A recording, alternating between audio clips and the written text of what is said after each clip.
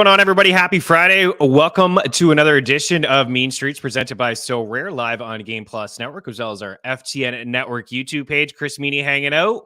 The old band back together. George is running the show, so expect a couple bats, maybe a random golf video of a Nova Scotia tourism commercial at the end of the show. Who knows? He's got all kinds of surprises for us. We have a great guest lined up today on the show. Jonathan Impemba is joining us from Fantasy Alarm. He is the senior manager content creator over there at Fantasy Alarm. And we did hear from Howard Bender last week. So it's been a Fantasy Alarm show over the past couple weeks. He's also the host over at Better Network and Sirius XM. Jim Pemba 777 on the Twitter machine. 7. We're going to talk about the FSGA draft best ball. He's the former champ. He's the reigning champ. So why not get him on and we will talk about his team, and we're going to talk about his strategy overall as well. He had a couple appealing, for me, in my opinion anyways, appealing running backs. He did take Saquon Barkley in the first round. We'll talk about Saquon. I'm sure he's not too worried about Saquon. He did take a different running back on another team who is potentially holding out as well. Spoiler alert, we are going to talk about a couple running backs today. Javonte Williams, Rashaad Penny, Alexander Mattison. We'll talk about a couple mid-round value running backs that you can attack in your drafts as well. It is best ball, but we can still use it for those who like to do some redrafts and things like that. So again, he is the champ, FSGA champ, and we're going to get after it in just a little bit. Here's a little bit of a sneak peek. Boom. A little bit of a sneak peek. Oh, that's our team. That's our team. Bats right away. Here's a sneak peek. Let's give the sneak peek there. We're all over the place. There we go. George, I'll let you run the show then if you want to. There's the sneak peek of what he has going on in the squad. So we're going to talk about some of those players, but you see he has Amari Cooper on the squad. So we're going to dive into the Cleveland Browns a little bit as well. We're doing some team previews here on Mean Streets, and the Browns are interesting. The AFC is loaded. The division's pretty good too. Like, the Bengals are obviously fantastic. The Ravens have a new look with a new offensive coordinator. There's new weapons in town for Lamar Jackson. The Steelers, you can never count them out. Every time you do, Tomlin says, I'm still here, and we're going to punch a ticket into the playoffs or give you a 500 record. And that's what we saw last year from the Steelers. And then we have the Brownies in a full season with Deshaun Watson under center. How is this Cleveland team going to look? Is it going to be more pass happy this season? So we're going to talk about the Browns in a little bit. Some MLB picks and props around the diamond for you guys. It is Shohei Ohtani day. Maybe his last start as an Angel. Maybe his last start in Anaheim. Maybe he won't get traded. The MLB trade deadline is a couple weeks away at the end of the month. There's a lot of rumors, a lot of reports. Everybody's now talking about it. We've been talking about it probably too long on this show since day one. Right before the season started, we talked about Shohei, how long he would last. He was going to finish the season in Anaheim with the Angels. They swept the Yankees. They probably feel like they have a chance to make the postseason, but they really don't. I don't think so. They've had so many injuries over the past couple of weeks. Trout's going to be away from the team for at least another month. Guys that have, were brought in that were playing really good. Gio, Drury. These guys are not with the team. Rendon is on the IL again, third or fourth time already this season. I don't think the Angels are going to trade him. I think that they're going to roll the dice, try to sign him in the offseason. I think he's going to be gone, and it would be a big miss if the Halos didn't trade arguably the best baseball player of all time to let him walk in the offseason and get nothing in return. I think that would be a big loss for the Angels, and they desperately need a lot of pieces to be competitive and kind of right the ship in Anaheim. So I don't think he's going to go, but this is from DraftKings. I found this morning. Certain states do apply. Shohei's his next team after August 1st. The Angels are favored just for him to stay there at -170. The Dodgers at 8-1. The Giants at 9-1. Any other team at 10-1, even though there are teams listed here. The Braves at 10-1. The Yankees at 14-1. MLB Dreams, Orioles at 15-1. He tagged me last night in a picture with Shohei in a Baltimore uniform. I threw up 5 times. The Mets at 18-1. The Rays at 22-1. And George, you wish, but the Red Sox are on the board at 25-1 for Shohei to be a Red Sox. No Jays there. I don't think the Jays are in the running, but I would imagine every team is making a call. And if you're the Angels, you're listening to every team. FNTS, what am I doing here today? FTN Fantasy Show. Usually we just take Fridays off. Maybe we should, George. Maybe we should just take them off. Sirius XM Fantasy Sports Radio, channel 87 on the dial every Saturday, 9 to 11. Myself, Jake Seeley, and Lauren Carpenter. We got Aaron Schatz joining us today, on the show rather. Really looking forward to this conversation with Aaron.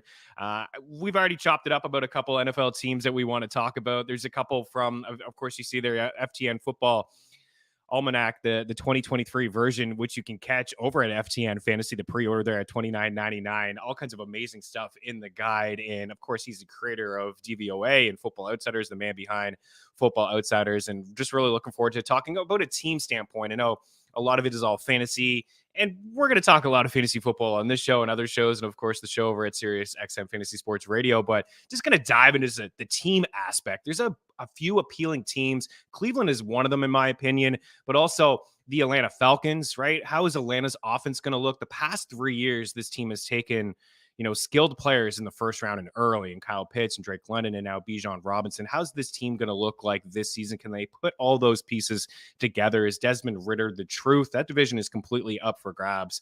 So it'll be a fun conversation with Aaron. Look for that. He's going to join us around 10:20 Eastern time. If you just want to catch one of the best in the industry, drop by. But we will be with you from 9 to 11. Again, that is channel 87 on Sirius XM Fantasy Sports Radio. Let's take a quick break here. We're going to switch gears, talk about a little bit of a best ball strategy from Jonathan.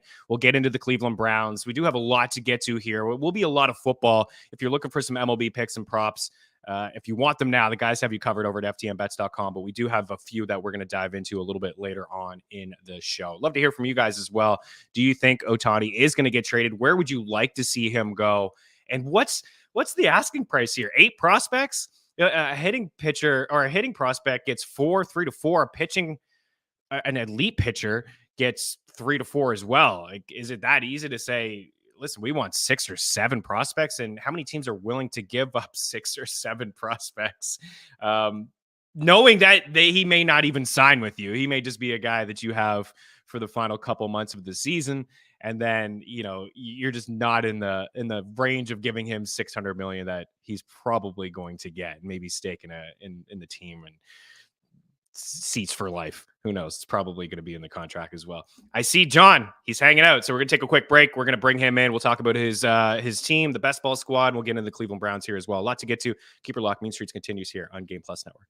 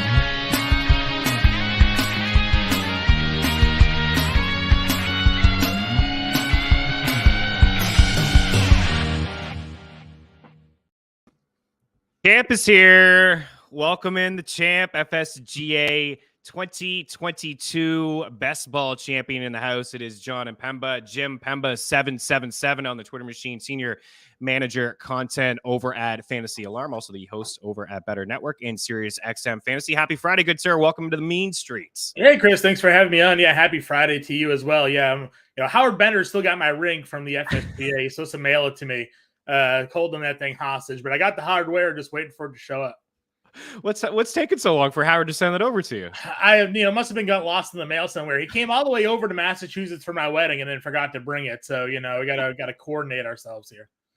Who was the star player for you last year? Who was the guy that brought you to the ship? I know there's a couple guys. I mean, you had a winning team, of course. Last year was honestly just a perfect storm of like everybody that I was in on just had monster seasons. So I was someone that was taking Austin Eckler first overall in drafts. I ended up getting him where I picked in the draft last year. Jalen Hurts was a quarterback I took as often as I could in drafts, and I even paired him up with Justin Fields in this league, and it's a best ball format, so those two were just dominating week in, week out. I drafted TJ Hawkinson. I had Javonte Adams, so like the team just was an absolute unit last year. So it was fun to watch. I had a very successful fantasy year last year for sure. No kidding. Yeah, absolutely.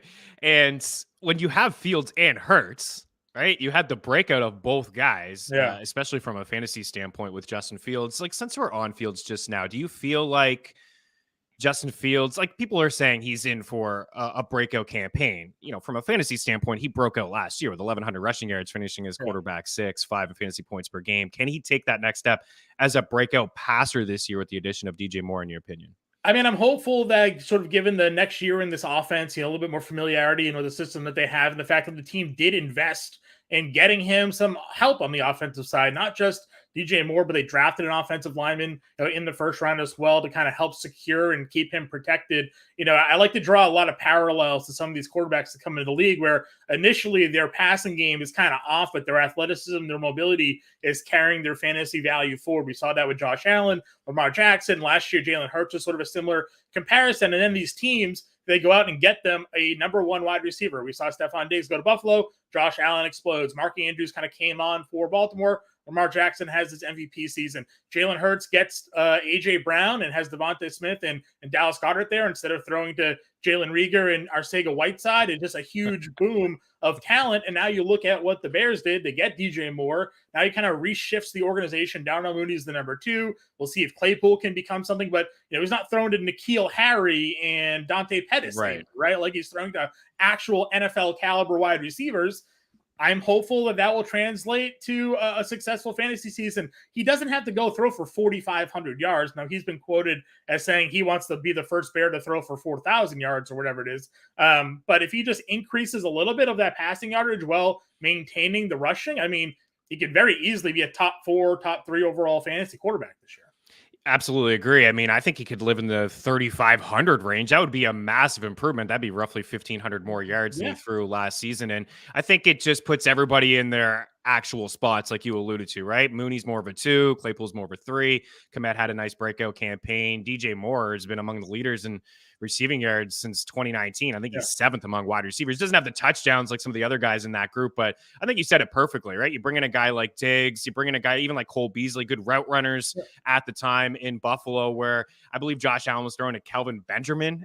Well, not often, but that was one of their big moves, right? And then Philly, you mentioned A.J. Brown, bringing in some route runners that can help out the quarterbacks, and I think we will see that leap forward with DJ Moore being brought in for Justin Fields. I definitely like him as a target this season as well, even though you're not, getting him in that mid to late range like you would have got him last year in the draft. You mentioned Saquon. You mentioned that you took Eckler in the first. Let's bring up the George, if you don't mind, the first 5 rounds. Let's see.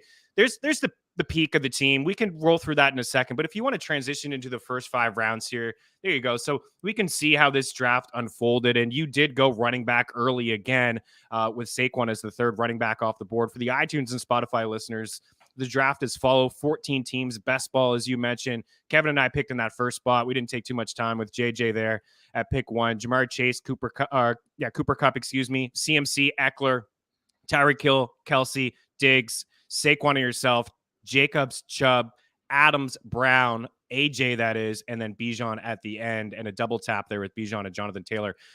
in this spot, you had some time, I guess, to think about it. Was Saquon a guy that you felt like could potentially fall to you? Was that your plan? You were going to go RB originally, or maybe you had Kelsey or wide receiver in mind? Yeah, if Kelsey had gotten there, I think the way the draft board had fallen, that was probably the pick I was going to make. But once he went off the board a couple picks ahead of me, kind of committed to the running back. We're so used to drafting in all different formats. You kind of have to get yourself reacclimated to 8 different ADPs and draft boards. So you come into this draft over in RT Sports and you see kind of where players are lined up.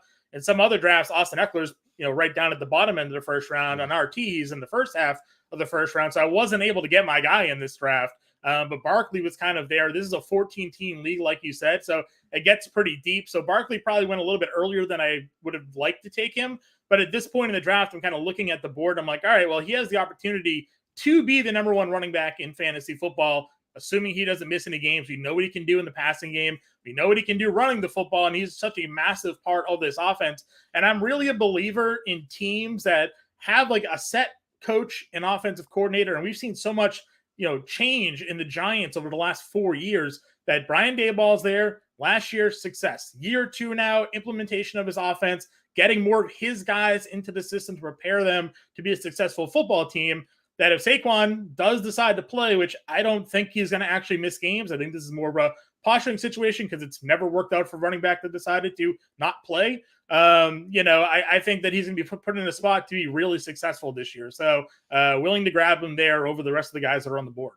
I'm sure you remember this, and Giants fans will definitely remember it too. I mean, a couple of years ago, they're running quarterback sneaks, at 3rd and 8, and no guys in motion at all. I remember last year, it was Daboll's first practice, and I think it was Saquon who said it, is like, what an amazing practice. Like, we're actually having guys in motion in practice, which is something we just didn't try at all last year. So some creativity to the offense, and now some added pieces in this offense as well for Daniel Jones. And I'm in agreement with you. I don't think he's going to miss any time. One guy that you did draft that was in my queue, and I thought it was going to take him.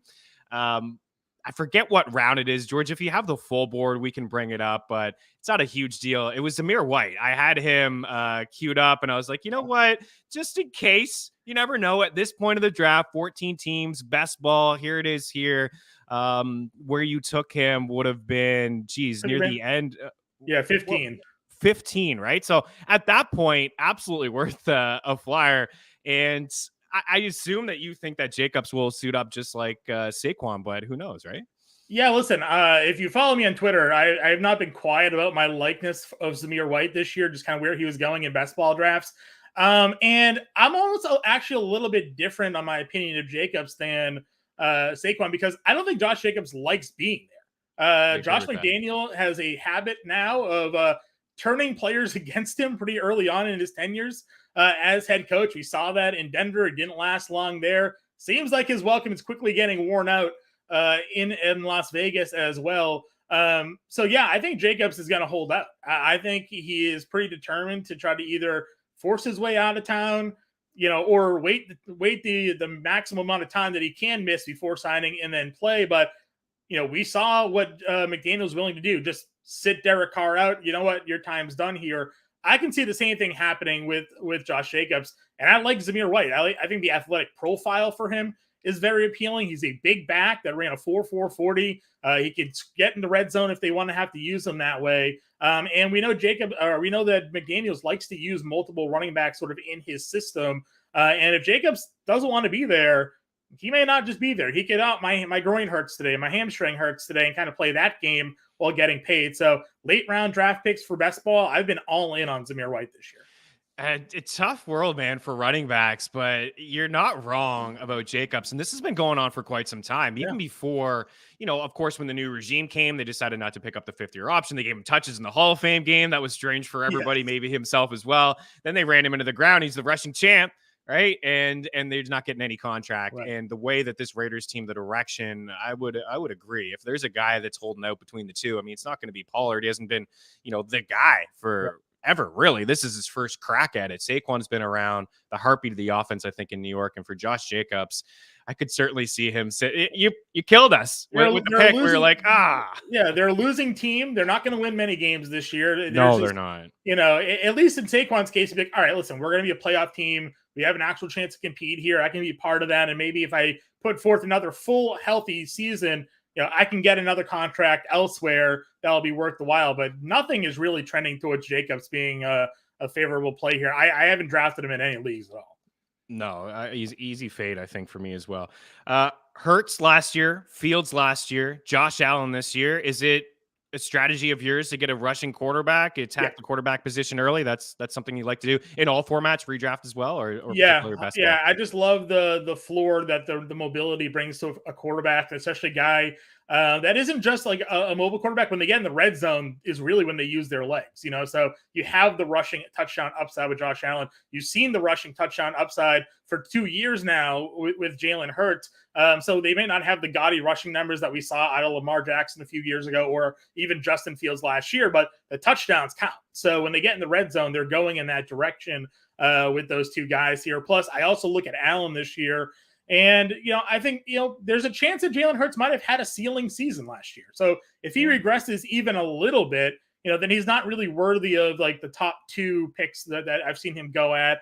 Mahomes, again, like fantastic year. But if there's any little momentum of a drop off here, Allen has put consistent seasons back-to-back yards of like 4,500 yards, 30 plus touchdowns, 700 plus rushing yards.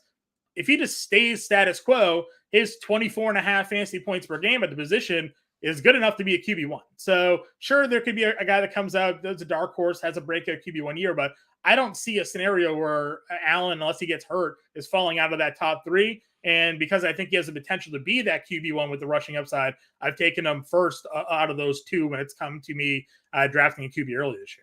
Yeah, it's a good call, John, because like you said, he's been doing it for a couple of years. The back-to-back seasons as QB1 there. The game was canceled last season. He did miss an extra game there. And Jalen Hurts did have that breakout campaign. I feel like the Eagles, with the schedule being a little bit more difficult, and he could struggle at times, new offensive coordinator, also a new defensive coordinator, teams adapting for Jalen Hurts. But I also think maybe more competitive games would be good for Jalen Hurts and the other weapons in this offense, maybe more pass attempts where they just kind of leaned on the run game in the second half when they were up in a majority of their games, especially in that first half. Let's get back to some of the running backs that you took. George, if you can chuck John's team up here, there are a few appealing high upside guys here. Alexander Mattison, of course, now without Dalvin Cook, and Cook waiting for a contract. Javonte Williams, I feel like has been, this is a guy I think a month ago, we were talking about him as a 9th, 10th round pick over to Underdog Fantasy as a potential league winner there. You get him here a little bit earlier than that. Of course, it is a 14-team league. Rashaad Penny's in Philadelphia with a mixed backfield. You got some guys like in some new places here, and Singletary is another one of those guys. Talk me through the rest of your running backs and the strategy that you like to employ here.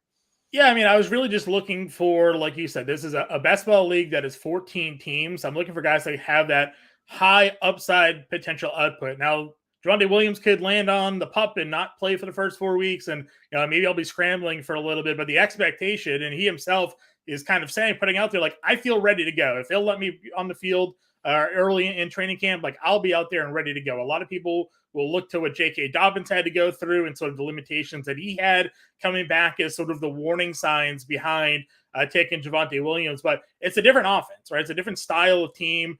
You look at the running back room that they have there. They brought in Samaje Perine, but they don't really have much else behind there. So even if it's a slow build for Javonte Williams, if he's ready to be the guy in the second half of the season, a couple games into the year, and now his snap count is 70%, 80%, then he's probably should have been drafted before the 5th round in that case. So in these formats, drafting with a bunch of sharp people for sure. I had to reach an ADP a little bit and take guys that I felt like I wanted to build my team around because they have that boom weekly upside when it comes to best ball. So felt that way about Javonte, feel that way about Rashaad Penny. I know DeAndre Swift is there. Both of those guys have extensive injury histories here. They both can be very impactful, but this is an offense that they like to run a lot of RPOs. They like to use multiple running backs in this system. Now, obviously, Miles Sanders was a clear-cut one for them last year, but I feel like Penny and Swift sort of muddy the waters a little bit more in terms of a talent gap. It's not Miles Sanders, Gainwell, Boston Scott. It's now Penny and Swift sort of right there that can either one could really take the load or it could be 1 week, one guy, 1 week the next, which is, again, fine in best ball. I don't have to worry about setting that lineup. And we've talked about Zamir White already. Singletary for me is just sort of a safety net. I like that he's a veteran. I like that they brought him into that organization. He had a breakout year. I think he ran like the 4th most routes out of the backfield last year for running backs when he was in Buffalo. So he sort of brings that skill set. He's a good pass protector. Andrew Cooper over at Fantasy Slam does a great job sort of breaking down sort of PFF passing protection grades, and talks about how Pierce was so bad at pass protection while Singletary was very good. And it's a reason why they could take Pierce off the field and have Singletary sort of fill in on that role. So, and if something happens there to Pierce, Singletary is certainly capable of being a lead running back in that offense as well. So taking a little bit of a handcuff, but a guy that I think could have some individual value himself. I'm not a big fan of taking guys that are pure handcuffs that need someone else to get injured necessarily to be on the field, with the one exception of the flyer I took on Zamir White at the end of the draft. Yeah, that's actually a good segue into Mattison in just a second. But I just feel like Javonte could really be a league winner. We all know the skill set that he has, and who cares? Like, even if for me as an owner, and I have some shares, and for you as well, like if he is limited in September, I think that's fine. Like, ease him back in, and then you get him into a full workload, and then come October, November, maybe December, this is a guy that in Sean Payton's offense, what we've seen from Ingram and Kamara years ago, I mean, both guys were top 12 fantasy options at the running back position. Samaje Perine can still eat maybe out of the backfield, catching some passes. I think it could be a really good 1-2 punch. Alexander Mattison. So Alexander Mattison is a guy in the past. It's like, oh, handcuff, you cook. And I always felt like, for me, I don't know how you feel about handcuffs. I don't like to get my own handcuffs. I like to get to other people's handcuffs. Yeah. I want to maximize my upside. It just felt like for years, like Mattison, when there's no cook, he's had some really good campaigns, like good games. And this is from a splits tool we have over at FTN Daily and FTN Fantasy. You can see like just over the last 62 games with these two guys, like together, there's 6 games out of the split. Now, again, it's a very small sample size, but you see the rushing attempts from 5 to 19, the rushing yards from 21 to 79. How about the receiving yards from 5 to 36? And then you see the touches from 6 to 23, opportunities, carries plus targets from 6 to 24. And then even in a half-point setting, a guy that averaged 4 points per game with Cook, and then 18 when Cook is off the field. Is this the kind of production you see here for Alexander Mattison? He may not be super efficient, but is this a guy that you think is going to be a 20-touch roughly running back for Minnesota this year? Yeah, I mean, I think he can certainly be in that range. Now, obviously, look at the offense that's in Minnesota now. They definitely want to be looking to throw the ball a little bit more. They have Justin Jefferson. Obviously, they traded for TJ Hawkinson. They draft Jordan Addison, which I think is an upgrade, obviously, over Adam Thielen, who is slowing down, getting older, getting hurt. And I actually am pretty bullish on Kirk Cousins. So I like that passing attack this year for Minnesota. But they do have a lead running back, and people were very down on Dalvin Cook, coming into this year. I know his situation was a bit murky, but they were also sort of looking at his production. And I didn't really see anything that would, not warrant another year of him being a workhorse running back in that offense if he was there. Next man up, Alexander Mattison. Again, like you pointed out there in that graphic, when he is that guy called upon, he is the one that's getting those touches. Does he get 20 touches a game? I don't know if that's the case in this offense, but 15, 16 carries a game, maybe a couple catches, perfectly fine with that kind of involvement. A team that I think is going to score a lot of points, so hopefully the touchdown upside is there. I'm a little worried about the inefficiency, a guy that averaged less than 4 yards a carry over the last couple of years. But if the workload's going to be there for him, the volume sometimes can just outpace the poor efficiency. Philly's doing it right, aren't they? Like, of all the talks in terms of running backs and the money that's spent, and then we're talking about Minnesota, a new regime, analytical driven, moving on from Dalvin Cook, saving a little bit of cash. You look at the Philly backfield, letting Miles Sanders go, who had the biggest contract among running backs, and it's not even really something to write home about, but he did get paid more than anybody else at the running back position. Philly with Swift and Penny on one-year deals, and neither guy having a full season yet to date in the NFL, and then having Gainwell on the rookie contract and Scott, that's like $5 million for their running backs, right? Yeah. They just rotate through a lot of these guys, but I do believe Penny is in line for first and second down opportunities. And even though Jalen Hurts led all quarterbacks with roughly 20 goal line attempts, I still think Penny is that goal line back, very similar to what we saw last year in Detroit, where it wasn't Swift getting those touches inside the 5, right? It was Jamal Williams, where I feel like Penny is that big body back. He's, he grades well in terms of yards after contact and things like that. And it is a good offensive line of Philadelphia. So I think you got like some nice high upside running backs. Yeah. You're shooting for spike weeks, like you said. Let's take a quick break, John, if you don't mind. We'll dive into Amari Cooper and then kind of transition in the Cleveland Browns. I think that they're a really interesting squad. I want to get your thoughts on, let's see, the odds or, the chances, I suppose, of Nick Chubb maybe getting 2,000 total yards. Sit on that for a second. We'll talk about the Brownies next. Keep her locked here. Mean Streets continues on Game Plus Network.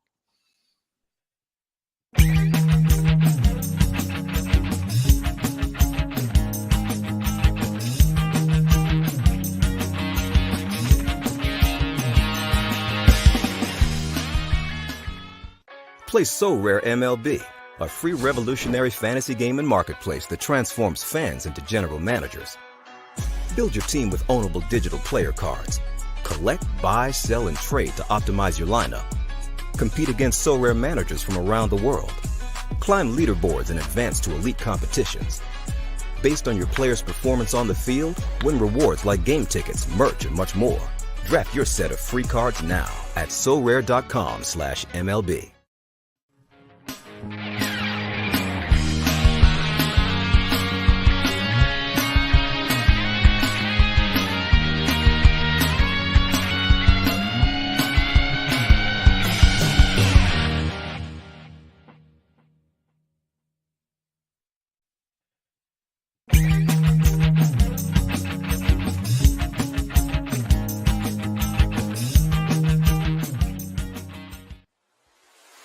The future of fantasy sports is here with So Rare.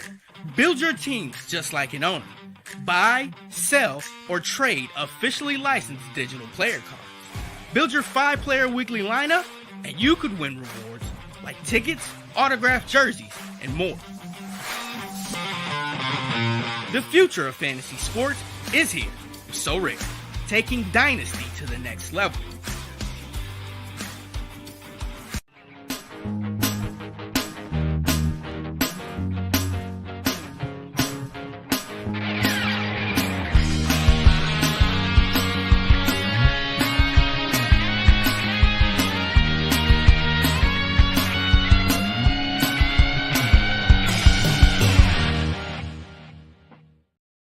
Back in Mean Streets here live on Game Plus Network. Chris Meaney here with you, and we are talking to John Impemba. And as you see there on the note, it was actually John who broke the news to me in the commercial break in the green room. I do appreciate that. Melvin Gordon, just when you think this backfield could potentially be J.K. Dobbins mixed in with a little Gus Edwards, they make it crowded again in Baltimore. Whether you believe in Melvin Gordon or not, according to reports, a one-year deal worth up to $3.1 million. That from Adam Schefter. Justice Hill sprinkled into this backfield as well. I just talked about Dobbins. I mean, I've been talking about him a couple times, John, and just like really excited for him. I know 2 years ago, the rookie campaign was great. The way he finished off the season, I think it was roughly 8 touchdowns in his last 8 or 9 games, not getting a ton of touches, but super efficient with the touches. And then his season was lost a couple years ago, a season-ending injury before the campaign got underway. And then last year, really kind of limited. But again, when he was touching the rock, he was super efficient, carrying the football.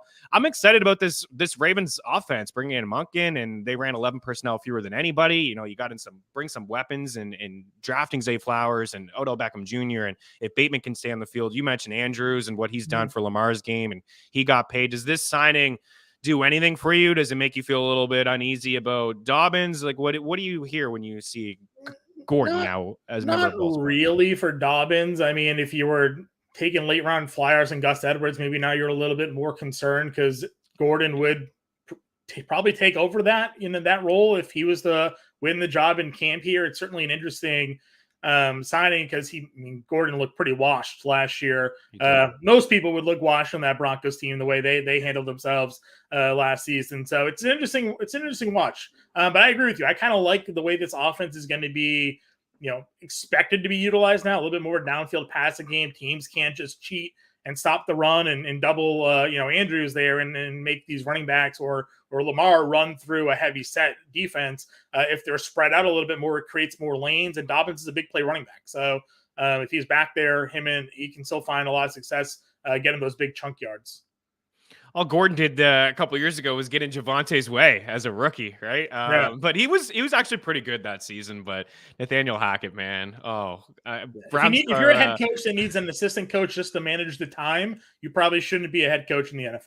So, Broncos fans just must be so relieved, like having Sean Payton there. It's got to work though. This is it, man. I could see Russ. Like it was an absolute disaster. You feel like a bounce back season maybe for Russ? I mean, I've taken shots on them because you're getting discounts on these players at ADP from where they were last year, with like the lone exception, Judy still kind of going where he was going last year. But I've taken Cortland Sutton where he's going in drafts, and I have taken some Russell Wilson just because of where they are. You're not really needing to rely on them to be your QB1, your wide receiver 1 or 2 like they were last year.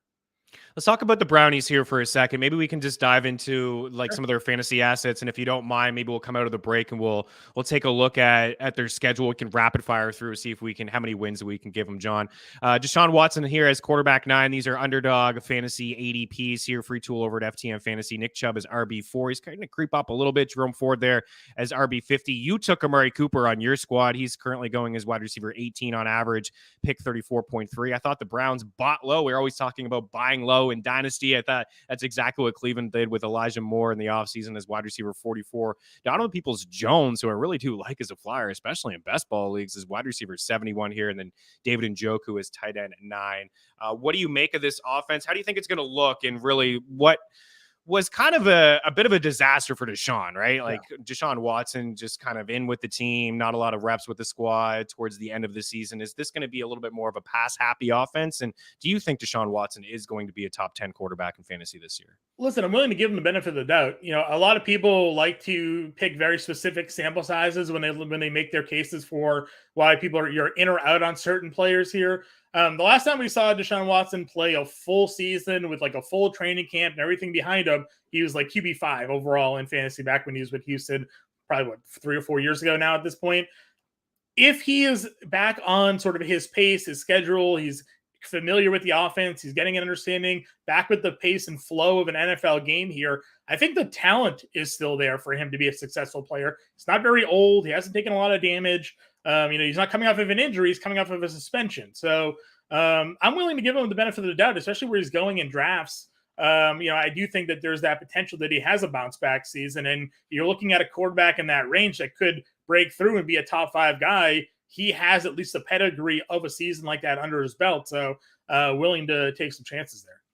And for Amari Cooper, only a couple games with him, right? And last year, a top 10 wideout in fantasy, his 6th 1,000-yard season, 1.65 yards per route run to 2.06 in his first year with the Browns. He was targeted more down the field, higher ADOT. He was 3rd in end zone targets. A career high 9 touchdowns on a $132 in terms of targets. Is there more room for him to grow? Like with Watson, you feel like much better quarterback play with him to start the season. We have him ranked as wide receiver 16. Do you feel like he could be a rock solid, maybe high end wide receiver 2 here? I mean, I think it's possible because if you look at sort of his numbers he had with Brissett as quarterback, again, a guy that had the offseason, had the ability to get ready and go for the year.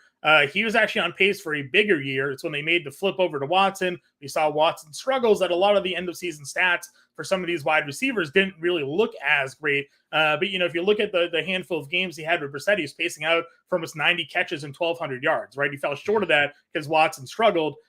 But the talent is certainly there to be the top target in that offense. So, yeah, listen, I took him as my wide receiver 1 in this league. Again, 14 teams, waited to take a wide receiver, so it was more okay with him there. But I do think that potential is there. He is one of the more highly targeted wide receivers in the red zone. He had like a 25 or 26% target share in this offense. So I am a big fan of Amari Cooper, who was also on my roster last year that won this league. So that worked.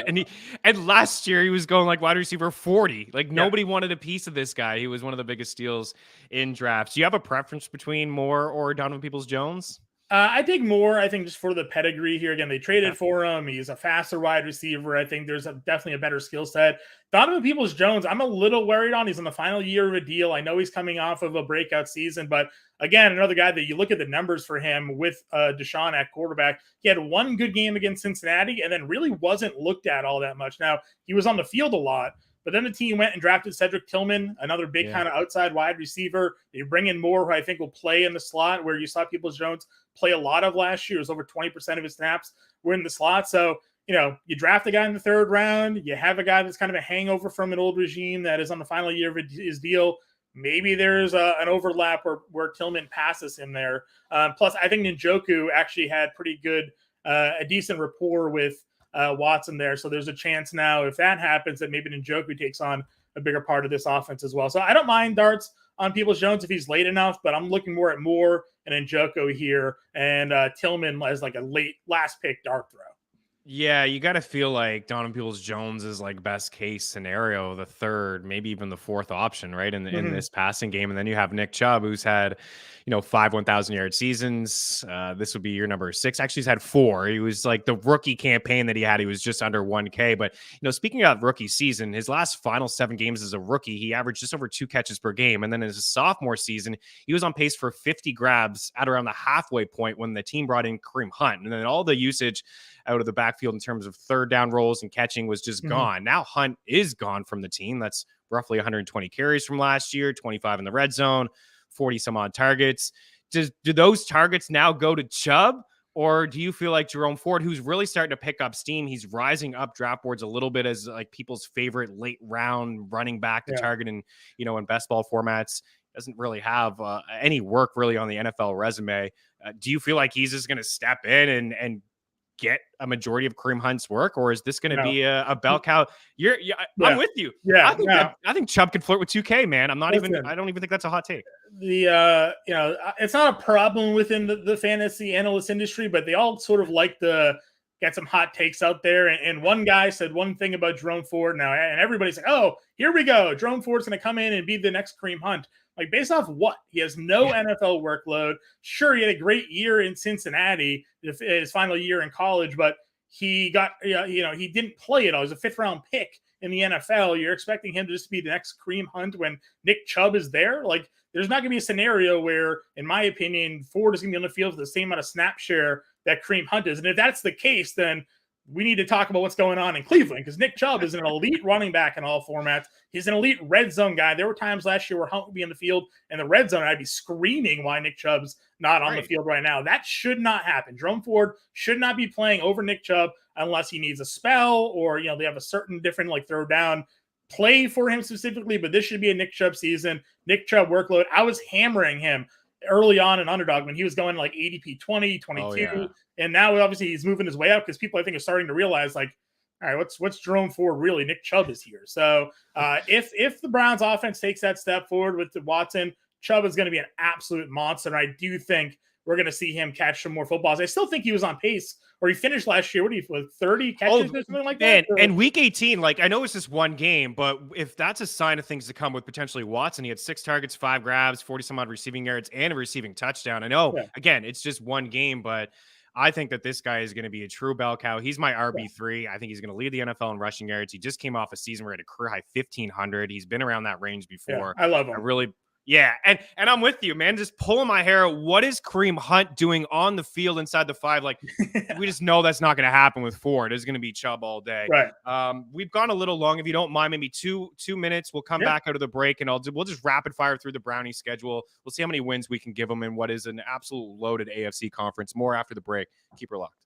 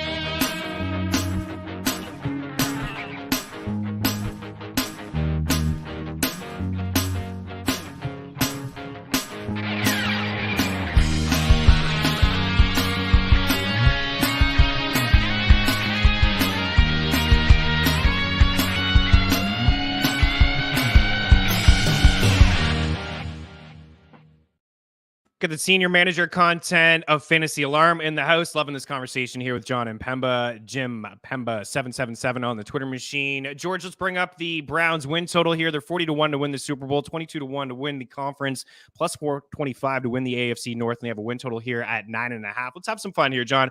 We can rapid fire through this. I mean, things change, of course, from every time there's a surprise team. It doesn't matter. We'll have some fun here. They open up week 1 at home against the Bengals. We give them a win or a loss? No, I can give them a loss. All right, we're going to give them a loss. Week 2 in Pittsburgh to take on the Steelers. They win. They win. Week 3 at home to take on the Titans with Hopkins on the squad. Yeah, they win again. They win again. Week 4 at home against the Ravens. They lose. They lose. So we got them 2 wins here the first 4 weeks before they head into their bye week. Week 5 out of the bye at home against the Niners. They lose. Week 7 in Indy. They win. They win. Week 8 in Seattle. 12th man. They win. They win. All right, we got them 4 dubs, 2 in a row, maybe 3 in a row, I'd say. Week 9 at home against Arizona. Yeah, it's a win. All right. Then in Baltimore, week 10. They lose. They lose. Week 11 at home to the Steelers. They win. Week 12 in Denver. They lose. They lose. Yeah, Mile High is a tough place to play. Man. Mile High's tough. It is. It is. Week 13 in LA to take on the Rams. They win. They win. Jacksonville, week 14 at home. They win. Ooh, I like that. Week 15 at home against the Bears. They win. They're picking up steam. Week 16 in Houston to take on the Texans. They win. Yeah. There's 10. Week 17 against the Jets at home. I'll say they win, but I think that's going to be interesting to see where the Jets are at that point in the year. Yeah, right? Both squads. And then week 18 in Cincy, potentially for the division on the line if we got them roughly at 10 or 11 wins. Yeah, they lose. They lose? That's over. That's over the number at 9.5. Do you think that they're a decent little sprinkle to win the division at 425 or maybe the Super Bowl at 40-1? I know it's a loaded AFC and the path is easier in the NFC, but what do you think about that number? I mean, I don't mind the AFC North one because obviously anything can really happen there and you're getting a little more than 4-1 on the pay. So I would do the North for sure. John, I appreciate it, man. This has been a fun chat. Hopefully we can do this again sometime. I love being in the draft with you guys this year. I'm not going to lie. I'm coming after that ring from Howard to give him the address. But why don't you take the time to let people know where they can catch all your work? Yeah, you can obviously find me all over Fantasy Alarm and the Better Sports Network. I do the Quick Out Fantasy Show on Wednesdays. I do right now, it's MLB DFS season. So every night at 5 o'clock Eastern, I do the MLB DFS live stream. You can get me on Twitter at JMPemba777 over there. So go find me. Happy to answer your questions. Always down to talk ball, Chris. I love the slots when I see 777. Like it's give me all the 7. Oh, yeah, lucky number 7 for me, 100%. Yes or no, quickly. Shohei Ohtani, a member of the Angels after the trade deadline, yes or no? No shot. What team does he play for? That I don't know. A lot of people like the Yankees, but I don't think they have the prospects to get it done, man. So it's going to be interesting to see who goes out and grabs them. But if you're the Angels, you cannot let him walk away for nothing. You got to get something. I agree, man. You got to trade this guy. Best baseball player, arguably, that we're ever going to see. So you got to get something for him because you know he's walking. I appreciate your time so much. We got some MLB picks here around the corner. Keep her locked. See you, John. Bye.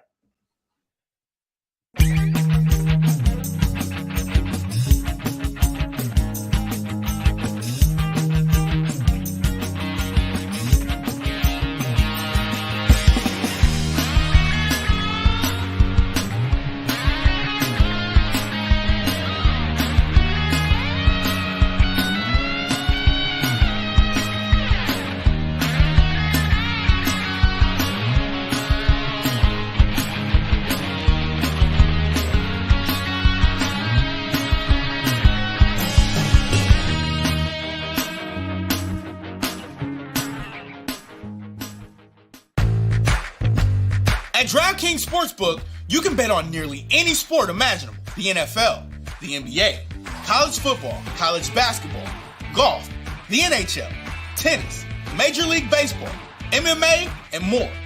Download the DK Sportsbook app on iOS and Android operating systems, as well as on your desktops or in mobile browsers. Get the best bonuses using promo code FTN. Remember, the only way to gamble responsibly is to win.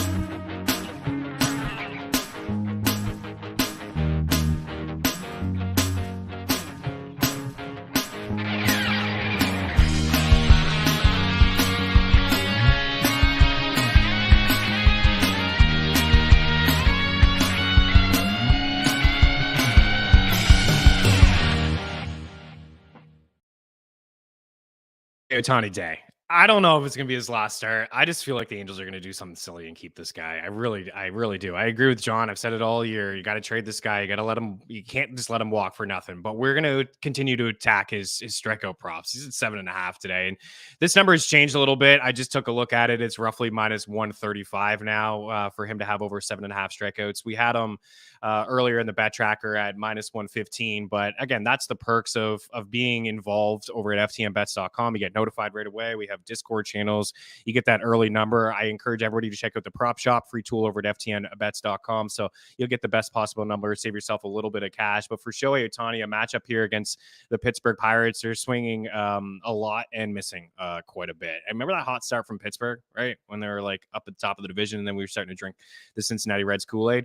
The Pirates have come back down to earth. They have a 26% strikeout rate over the last month of baseball. It's the fourth highest mark, and they have a lot of swing and miss. As I mentioned, a high swinging strike percentage. So Shohei's been basically automatic here at home for quite some time. Like over basically the past 2 years, this guy has been automatic at home. You look at his splits over at Fangraphs, like sub-2 ERA, and I expect him to probably go 6 or 7 innings here. He has struggled with the command, which does get him into some trouble.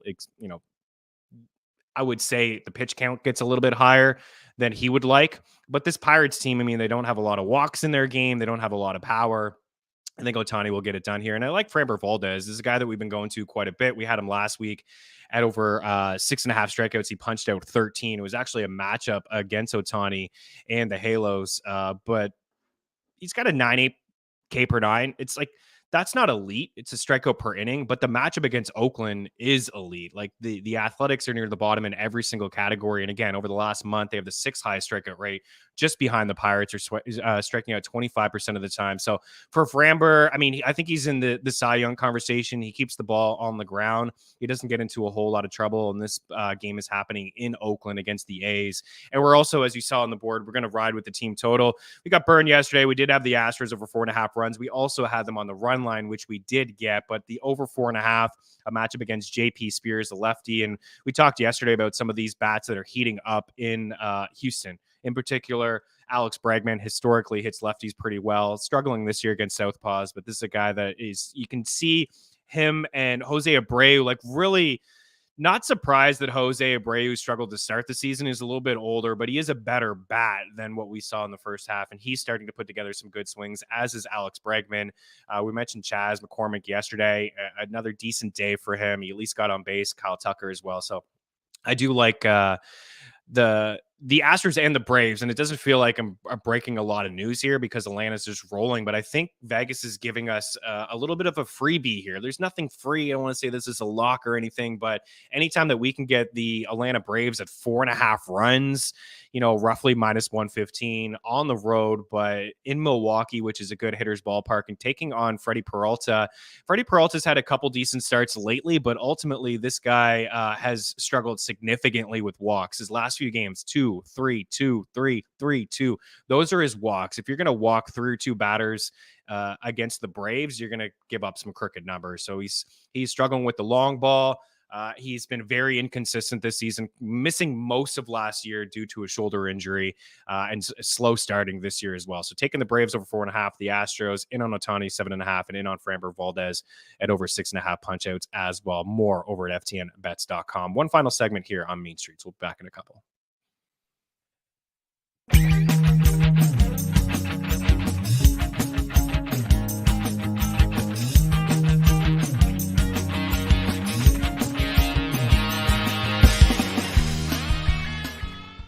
Play So Rare MLB, a free revolutionary fantasy game and marketplace that transforms fans into general managers. Build your team with ownable digital player cards. Collect, buy, sell, and trade to optimize your lineup. Compete against So Rare managers from around the world. Climb leaderboards and advance to elite competitions. Based on your player's performance on the field, win rewards like game tickets, merch, and much more.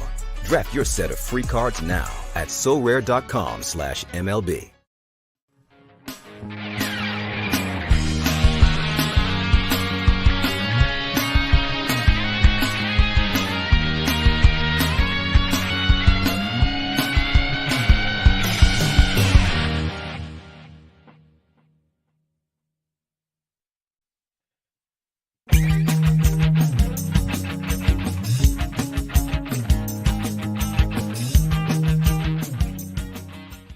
Play So Rare MLB, a free revolutionary fantasy game and marketplace that transforms fans into general managers. Build your team with ownable digital player cards. Collect, buy, sell, and trade to optimize your lineup. Compete against So Rare managers from around the world. Climb leaderboards and advance to elite competitions. Based on your player's performance on the field, win rewards like game tickets, merch, and much more. Draft your set of free cards now at sorare.com/MLB.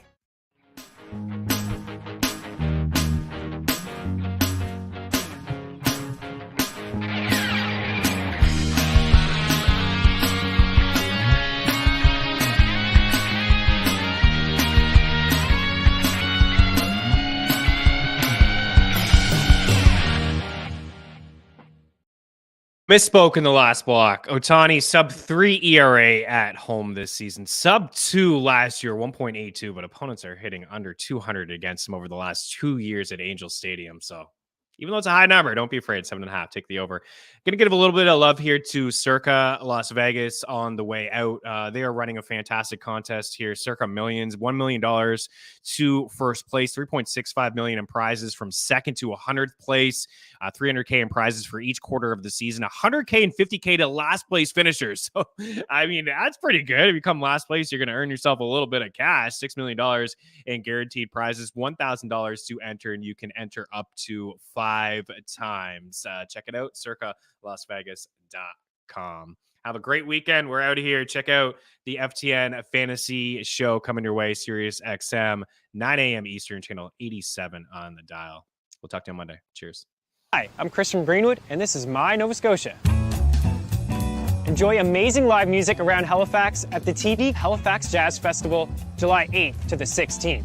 From July 17th to the 24th, it's the Halifax Pride Festival. And if you're like me, you can never get enough golf. It's the best way to see some of Nova Scotia's most beautiful scenery. Visit novascotia.com to plan your vacation. Our greens are awesome. So when do you come?